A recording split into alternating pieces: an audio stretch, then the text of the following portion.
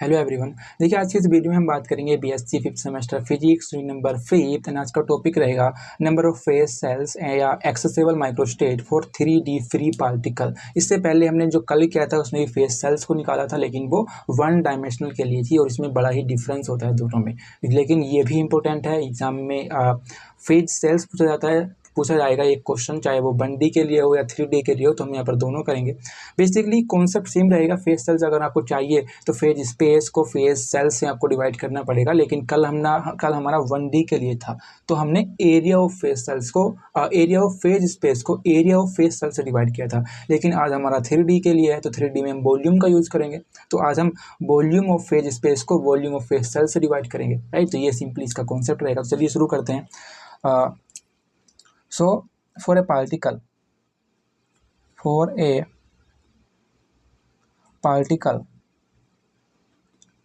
which is moving in three-dimensional coordinate, we need 6 coordinate to describe its position. अगर कोई particle है 3 dimensional coordinate में move कर रहा है, राइट, वो मूव कर रहा है, तो हमको उसकी पोजीशन को डिस्क्राइब करने के लिए 6 कोऑर्डिनेट की जरूरत पड़ेगी और उसी को हम कहते हैं फेज स्पेस। कौन कौन से होंगे वे होंगे हमारे यहाँ पर dx, dy, dz और कौन कौन से होंगे dpx, dpy, dpz। इनका वॉल्यूम क्या हो जाएगा? इनका वॉल्यूम हमारे पास हो जाएगा ये टाउ इज इक्वल टू हमारा यहाँ पर हो जाएगा ये, राइट। तो ये हमारा यहाँ पर इसका वॉल्यूम हो जाएगा। देखिए कल हमने यहाँ पर देखा था, अगर आपने पढ़ा है हेज़नबर्ग अनसर्टेनिटी प्रिंसिपल, जो ये कहता है कि भाई पोजीशन और मोमेंटम एक साथ पॉसिबल नहीं है, तो उसमें इसने ये कहा है कि भाई dx dpx ये पोजीशन और ये हमारा मोमेंटम इज इक्वल टू होता है h/4π के, राइट। तो इसी प्रकार ये इसका जो वॉल्यूम आ जाएगा वो हमारा यहाँ पर आ जाएगा h⁻3, क्योंकि h/4π इसके लिए 3 बार, तो ये हमारा यहाँ पर h⁻3 हो जाएगा। तो ये हमारा यहाँ पर इसका वॉल्यूम आ जाएगा h⁻3। नाउ ये तो जो वॉल्यूम है, ये वॉल्यूम है हमारा यहाँ पर फेज सेल के लिए। नाउ फॉर फेज स्पेस हम यहाँ पर क्या करेंगे? फेज स्पेस का वॉल्यूम निकालेंगे, volume of phase space,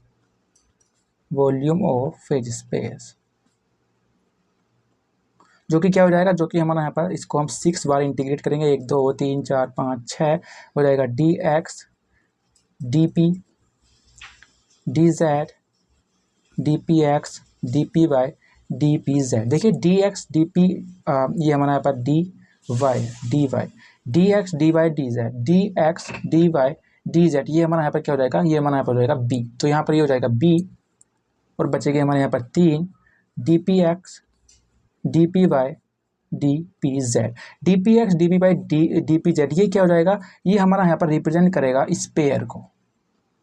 spare को जिसकी रेडियस होगी हमारे यहाँ पर p, राइट। तो ये हमारा यहाँ पर एक स्पेयर को रिप्रेजेंट करेगा जिसकी रेडियस p होगी। और अगर आपको पता हो जो वॉल्यूम होता है स्पेयर का वो क्या होता है? वो होता है 4/3 पाई r⁻3। यहाँ पर r क्या है? r हमारे पास p है, रेडियस उसकी p रहेगी, तो इसका वॉल्यूम क्या हो जाएगा? इसका वॉल्यूम हो जाएगा b 4/3 पाई p⁻3 ये हमारा यहाँ पर हो जाएगा volume of phase space.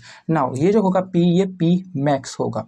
p max की वैल्यू अगर आपको पता हो तो ये होती है 2me का अंडर रूट, जो कि हमने कल भी फाइंड आउट की थी, राइट। कल अगर आपको पता हो तो ये वैल्यू होती है p की। नाउ इसके स्थान पर हम यहाँ पर रख सकते हैं, ये हो जाएगा b 4/3 पाई p के स्थान पर हो जाएगा 2me अंडर रूट की पावर 3 या बेसिकली b 4/3 पाई 2me की पावर 3/2, राइट। ये हमारा यहाँ पर हो जाएगा। तो हमारे पास वॉल्यूम ऑफ फेज स्पेस है और वॉल्यूम ऑफ फेज सेल्स है, दोनों हमारे पास हैं। तो हम जो फेज सेल्स है वो निकाल सकते हैं। तो फेज सेल क्या हो जाएगा?